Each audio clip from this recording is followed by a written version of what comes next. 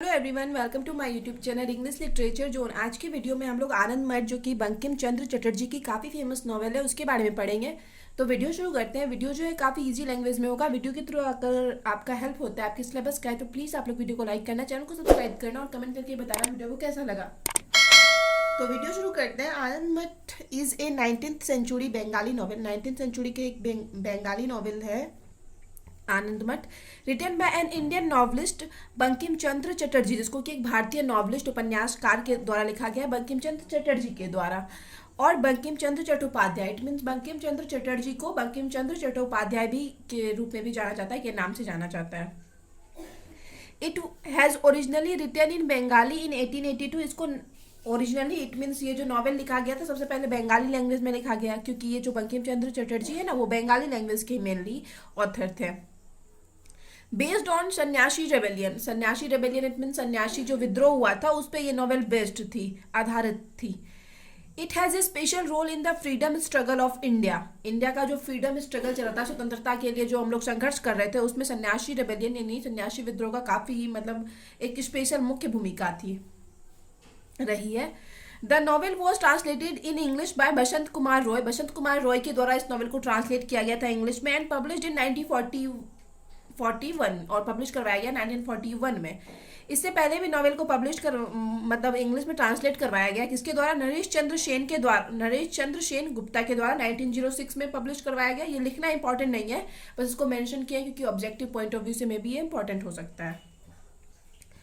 उसके बाद है फिर Ghosh brothers it means Aurobindo Ghosh and Barindra Kumar के द्वारा इसको 1909 में इंग्लिश में ट्रांसलेट किया गया। ठीक है, तो ये जो हम बोले 1941 में किसके, बसंत कुमार रॉय के द्वारा किया गया। उससे पहले ये नरेश चंद्र सेन और घोष ब्रदर्स के द्वारा इसको पहले ही इंग्लिश में ट्रांसलेट किया जा चुका था। इन इंग्लिश में the title of the novel is, इस नॉवेल का जो टाइटल है वो है द एबी ऑफ ब्लिस। ठीक है, हेयर एबी मीन्स मठ, यहाँ पे एबी का अर्थ होता है मठ एंड द ब्लिस मीन्स आनंद और ब्लिस का अर्थ होता है आनंद। फिर आगे है the British government passed a law banning the publication of the novel. British government क्या की, अंग्रेजी सरकार इस नॉवेल को बैन कर दी, पब्लिश नहीं होने दी। But a secret manuscript was spread among the people. तो क्या, लेकिन क्या किया गया, एक सीक्रेट इट मीन्स नहीं होता है, छुपा के बुक को है ना सबके बीच में बांट दिया गया। एक इसका एक क्या होता है, प्रतिलिपि बुक का सबके बीच में बांट दिया गया छुप के, क्योंकि अंग्रेजी नो डाउट ब्रिटिश गवर्नमेंट इसको बैन कर चुकी थी। The ban was lifted later by the government of India after independence, और आफ्टर इंडिपेंडेंस स्वतंत्रता के बाद इस बैन को हटा दिया गया। इस नॉवेल पे जो बैन लगाया गया था अंग्रेज के द्वारा उसको हटा दिया गया। Author of this novel Bankim Chandra Chatterjee और Chattopadhyay is one of Bengali writers. Bengali writer थे, ऑथर जो थे बंकिम चंद्र चटर्जी इस नॉवेल के, और क्या थे, नॉवलिस्ट थे, पोएट थे और जर्नलिस्ट थे। His work were widely translated into other regional language. उनके वर्क को बहुत बड़े भूमिका पे अदर रीजनल लैंग्वेज अलग अलग क्षेत्रीय भाषा में भी ट्रांसलेट किया जा चुका है ऑफ इंडिया के, एज वेल एज इंग्लिश, और साथ में इंग्लिश में भी। इंडिया में भी ढेर सारा भाषा है तो उसमें भी इसको इनके बंगाली से और दूसरे लैंग्वेज में इनके वर्क को ट्रांसलेट करवाया गया और इंग्लिश में भी ट्रांसलेट करवाया गया। Chattopadhyay is widely regarded as a key figure in literary renaissance of Bengal. Bengal में जो साहित्यिक रिनेसेंस इट मीन्स पुनर्जागरण हुआ साहित्य का, तो उसके लिए की फिगर इट मीन्स महत्वपूर्ण फिगर के रूप में जाने जाते हैं उसके, एज वेल एज इंडिया, और साथ में इंडिया के भी। Some of his writings including, उनके कुछ राइटिंग में शामिल है novels, essay, commentaries were a break away from traditional words oriented Indian writing, जहाँ पे वो एक ट्रेडिशनल वर्ड्स के फॉर्म में जो इंडियन राइटिंग चली आ रही थी ना, तो उससे एक ब्रेक लेते हैं। इट मीन्स वो थोड़ा अलग तरीके से लिख रहे थे, जो एक ट्रेडिशनल वर्ड्स फॉर्म चला रहा था इंडियन राइटिंग में उससे थोड़ा अलग लिखते हैं। And provided an inspiration for authors across India, और पूरे इंडिया के जो ऑथर्स थे ना उनको एक इंस्पिरेशन देते हैं, प्रेरणा देते हैं। He is generally recognised as a prolific writer of Bengali literature, mainly वो बंगाली लिटरेचर के प्रमुख ऑथर के रूप में जाने जाते हैं Aurobindo Ghosh. His major work are, उनका जो मेजर वर्क है, काम है, वो कौन कौन सा है? राजमोहन स्वाइफ, दुर्गेश नंदिनी, कपाल कुंडला, कृष्णकांतरविल एंड आनंद मठ, ठीक है। Bankim Chandra Chatterjee is also known as emperor of Bengal, ये आपको ऐड करना है यहाँ पे, ठीक है। बंकिम चंद्र चटर्जी को एम्पेरर ऑफ बंगाल के रूप में भी जाना जाता है, बंगाली लिटरेचर, एंड एज साहित्य सम्राट, और साहित्य सम्राट के नाम से भी जाना जाता है। फिर आगे, the novels main hymn Vande Mataram became so popular, novel का जो मेन मतलब जो इसको प्रसिद्धि मिली, फेम मिली, वो वंदे मातरम की वजह से मिली, जो कि सो पॉपुलर हुआ, प्रसिद्ध हुआ। With the folk and the freedom fighters, मतलब फॉक एक गीत के रूप में जो था, इस मतलब इसका जो गीत था इस नॉवल में, वंदे मातरम, जो आज हम लोग का मतलब सॉन्ग माना जाता है, नेशनल सॉन्ग माना जाता है, तो वो इस समय इस नॉवल से ही काफी ज्यादा फेमस हुआ। And the freedom fighters that at the time of independence, और इंडिपेंडेंस के टाइम जो फ्रीडम फाइटर्स थे ना, उनके बीच भी ये सॉन्ग काफी लोकप्रिय हुआ। And the song was selected to be the national song of independent India, और तभी इस सॉन्ग को ना इंडिपेंडेंट इंडिया, इट मीन स्वतंत्र भारत का नेशनल सॉन्ग, राष्ट्रीय गीत के रूप में स्वीकार कर लिया गया। अभी भी मतलब हम लोग को बहुत जगह पे पढ़ने को मिलता है ना वंदे मातरम, और ये भी पूछा जाता है बार बार क्वेश्चन की वंदे मातरम के ऑथर कौन है, तो ये बंकिम चंद्र चटर्जी हैं। Anand Math is not only important for his literary features, Anand Math जो बुक है सिर्फ अपनी साहित्यिक फीचर, साहित्यिक विशेषता के लिए इंपॉर्टेंट नहीं है, but also for extra literary reason, और भी सारे साहित्यिक रीजन की वजह से ये पॉपुलर है। Specially how the ideas presented in the novel, कि कैसे आइडियाज को, विचार को प्रेजेंट किया जाता है नॉवेल में, and influence the nationalist movement, और फिर नेशनलिस्ट मूवमेंट, राष्ट्रीय जो उस टाइम आंदोलन चल रहा था, कैसे उस पर का प्रभाव पड़ा इन बंगाल में, and later in other part of the country, ठीक है। इस बुक को ऐसा माना जाता था कि इस बुक के थ्रू है ना नेशनलिस्ट मूवमेंट का मतलब असर, प्रभाव एक तरह से दिखाया गया, तो इस वजह से भी अंग्रेज है ना इस बुक को बैन कर रहे थे। Novel was a piece of historical fiction, एक ऐतिहासिक फिक्शन का एक पीस है, imbued with the spirit of nationalism, जो कि पूरा मतलब इम्ब्यूड, इट मीन्स भरा पड़ा है, स्पिरिट ऑफ नेशनलिज्म, राष्ट्रीयता की एक भावना को दिखाता है, ठीक है, उससे पूरा भरा पड़ा है। एंड द सेल्फलेस पेट्रोटिज्म यानी ऐसी देशभक्ति जिसमें इंसान खुद के बारे में ना सोचे।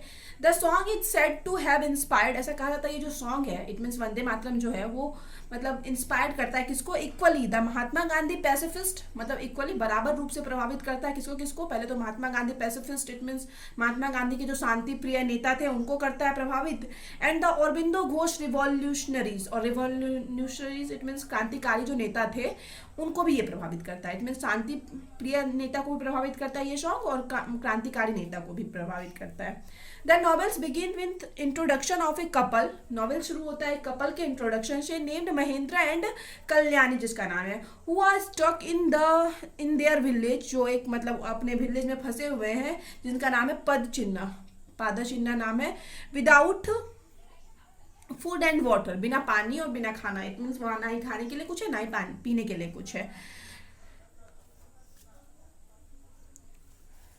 ड्यूरिंग ए फेमिन 1770 इन बंगाल, ठीक है, मतलब 1770 में एक फेमिन, इट मीन्स अकाल आया था, मतलब एक तरह से होता है ना कि हाँ अकाल आया था जब खाने की कमी हो जाती है, तो 1770 में ये बंगाल में आया था, तो उसी टाइम ये लोग फंसे हुए थे।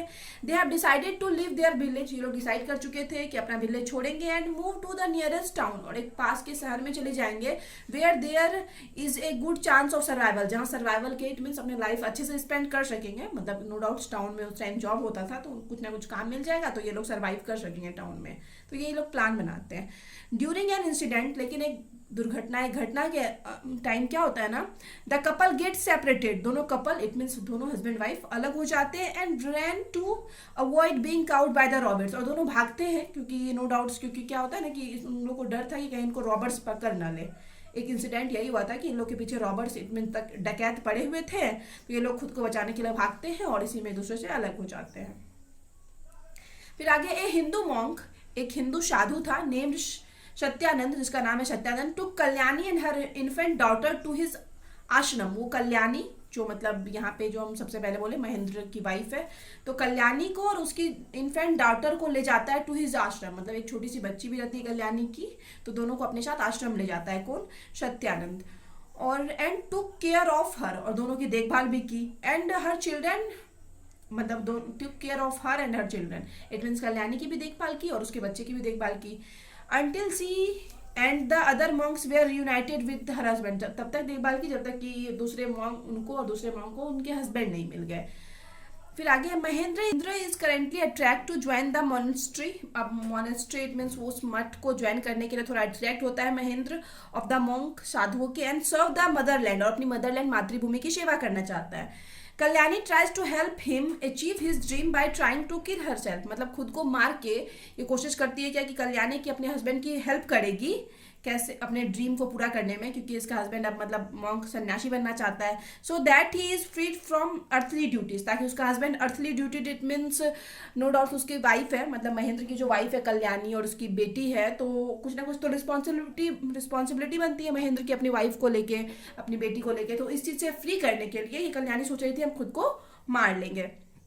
सत्यानंदा joined him at this time, और इसी समय सत्यानंद इन लोग को ज्वाइन करते हैं, बट वॉज अरेस्टेड बाय, लेकिन उनको अरेस्ट कर लिया जाता है by the British troops, British दल के द्वारा, अंग्रेजों के दल के द्वारा, समूह के द्वारा इनको अरेस्ट कर लिया जाता है। Before he could help him, इससे पहले कि वो इनकी मदद कर पाते, as many other monks had started a revolt against British, तो ढेर सारे मॉन्क क्या किए थे ना ब्रिटिश के अगेंस्ट, मतलब रिवॉल्ट विद्रोह शुरू कर दिए थे, ठीक है, ब्रिटिश के शासन ब्रिटिश रूल के अगेंस्ट विद्रोह शुरू कर दिए गए थे। इस वजह से जो ये सत्यानंद क्या कौन है, सत्यानंद जो है ना ये मेन था, तो इस वजह से इसको अरेस्ट कर लिया जाता है अंग्रेजों के द्वारा।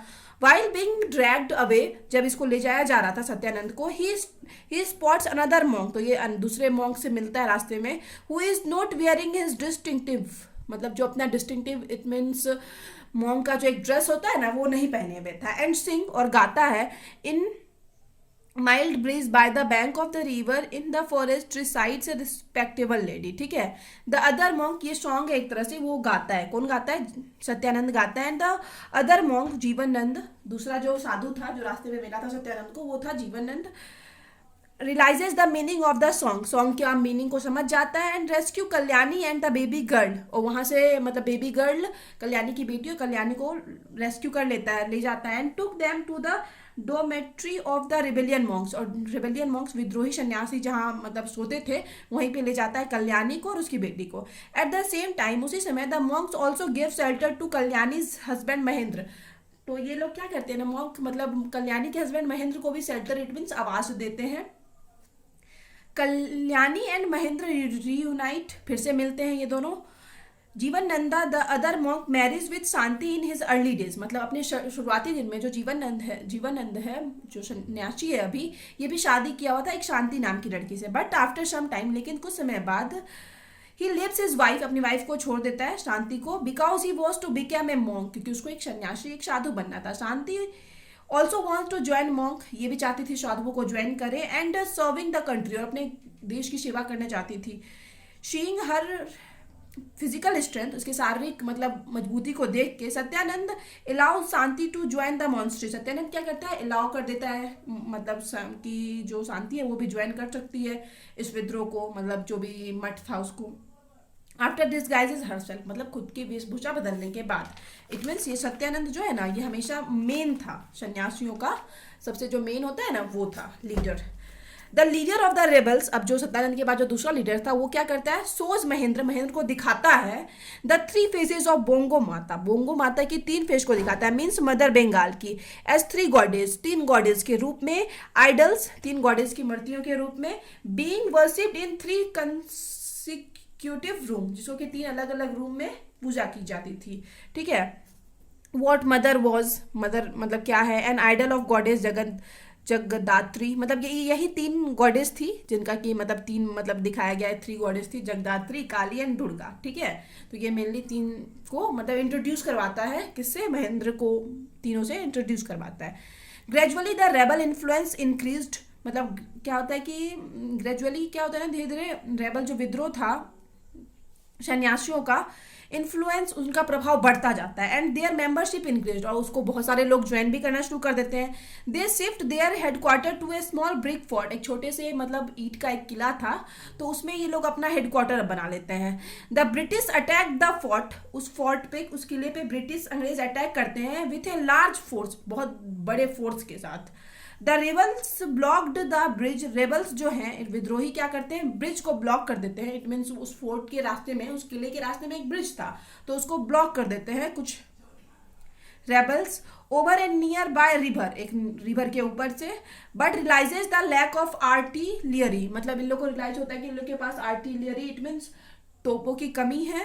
इन बैटल, युद्ध में, the British made a strategic retreat, मतलब एक स्ट्रेटजी बनाते हैं, एक रणनीति बनाते हैं कि ये लोग वापस हो जाएंगे, कौन, ब्रिटिश, अंग्रेज, फॉर द ब्रिज, ब्रिज पर से। The army of the monk trap the British despite, ये जो मॉन्क का जो आर्मी था, सेना थी साधुओं की, वो क्या करती है, ब्रिटिश को ट्रैप, इट मीन्स घेर लेती है अंग्रेजों को, despite their lack of military experience, मतलब साधुओं के पास कोई भी मिलिट्री एक्सपीरियंस नहीं है, फिर भी ये अंग्रेजों की सेना को घेर लेती है। When the bridge was filled with rebels, अब पूरा जब ब्रिज जो है पूरा विद्रोहियों से भर गया था, ब्रिटिश आर्टिलरी फायर्ड, तो ब्रिटिश का जो तोप है ना उसको चलाया जाता है and many were seriously injured, और ढेर सारे उस टाइम लोग इंजर्ड हो जाते हैं, मतलब ढेर सारे साधु इंजर्ड, घायल हो जाते हैं। सम रेबल्स, अब कुछ रेबल्स विद्रोही क्या करते हैं ना, सीज कर लेते हैं some cannons and return the fire to the British line, मतलब कुछ तोप को सीज कर लेते हैं और ये लोग फिर से अंग्रेज पे उनका तोप सीज करके उन्हीं के पे आक्रमण करने लगते हैं। The British were force to retreat, अब ब्रिटिश को मतलब जाना ही पड़ता है वापस। The rebels winning their first battle, और पहली बार जो साधु होता है, विद्रोही जो होते हैं, ये पहला बैटल अपना अंग्रेज के अगेंस्ट जीतते हैं। Mahendra and Kalyani return home, और उस जीत के बाद महेंद्र और कल्याणी घर आते हैं। The story ends with them, story उनके साथ खत्म होती है। रीबिल्डिंग द हाउस, ये लोग अपना घर फिर से बना रहे हैं। Mahendra continue to support the rebels, और आगे भी महेंद्र क्या करता है, कंटिन्यू सपोर्ट करते रहता है विद्रोहियों को। दस इस प्रकार the theme of the novel, novel का जो थीम है आनंद मठ का, वो set in backdrop of the सन्यासी रेबेलियन, सन्यासी रेबेलियन जो हुआ था इन द 18th सेंचुरी में, मेन उस पर बेस्ड है, विषय तो मेन नॉवेल का वही है आनंद मठ का। And the plot of this work, और मतलब कहानी जो है इस वर्क का, रिजेंबल द इंडियाज स्ट्रगल, दिखाता है एक तरह से इंडिया के स्ट्रगल, संघर्ष को, फॉर इंडिपेंडेंस, स्वतंत्रता के लिए, फ्रॉम द ब्रिटिश, अंग्रेजों से, ठीक है, मतलब भारतीयों के स्ट्रगल को दिखाता है कि जो जो उनको अंग्रेज से स्वतंत्र होने के लिए करना पड़ा। Historical biographical approach of this novel, historical biographical मतलब एक ऐतिहासिक बायोग्राफिकल दृष्टिकोण जो है इस नॉवेल का, यह रिवील करता है that Bankim has been influenced by his socio culture force, की बंकिम जो है अपने सोशियो इतने सामाजिक सांस्कृतिक शक्ति से प्रभावित थे। सो इसलिए now we can say that, हम लोग कह सकते हैं द नॉवेल जो आनंद मठ है has a crucial significance in shaping a new, मतलब इसका बहुत बड़ा योगदान होता है इस नॉवेल का, in shaping a new Hindu identity, एक नई जो हिंदू आई थी उसकी पहचान को के साथ साथ, as well as the ideology of early Hindu nationalism, मतलब एक तो नई क्या करता है ये आनंद मठ जो बुक है, एक नई हिंदू जो थे उनके पहचान के साथ साथ एक जो प्रारंभिक अर्ली जो हिंदू थे उनके राष्ट्रवाद की विचारधारा को आकार देने में मतलब क्या करता है, बहुत ज़्यादा क्रूशियल, इट मीन्स बहुत ज़्यादा महत्वपूर्ण भूमिका निभाता है, ठीक है। तो यहाँ पे ये नॉवेल खत्म होता है। वीडियो अगर आपको अच्छा लगा, वीडियो के थ्रू अगर आपकी हेल्प होती है, आपके सिलेबस का है, तो प्लीज़ आप लोग वीडियो को लाइक करना, चैनल को सब्सक्राइब करना और कमेंट करके बताना वीडियो को कैसा लगा। मिलते हैं नेक्स्ट वीडियो में नेक्स्ट टॉपिक के साथ।